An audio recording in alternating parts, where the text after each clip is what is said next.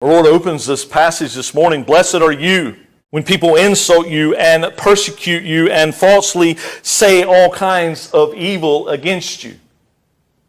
It's interesting to note here that as Christ opens this particular verse, as he opens this last teaching here in this particular section of the text, he doesn't begin with the things of persecution that we typically would think of. He doesn't begin with imprisonment. He doesn't begin with beatings. He doesn't begin even with martyrdom.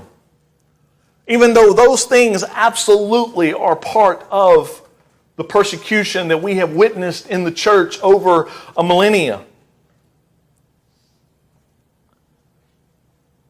And quite honestly, we know that these are some of the most severe forms of persecution that exist. What we see here instead is that he begins with insult, with reproach, verbal abuse, public slander, dishonor, malicious speech. Here the text gives three specific forms of opposition that we face.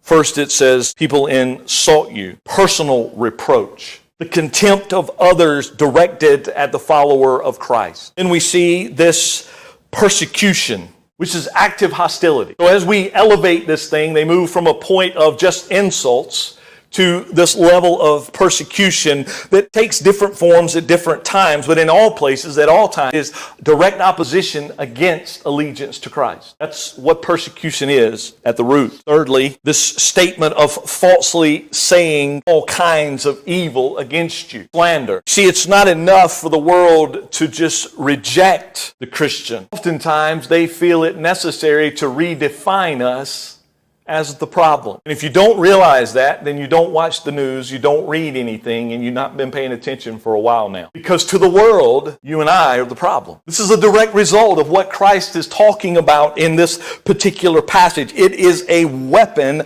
of the enemy. It is an attempt, when they cannot silence truth, to discredit the messenger of the truth.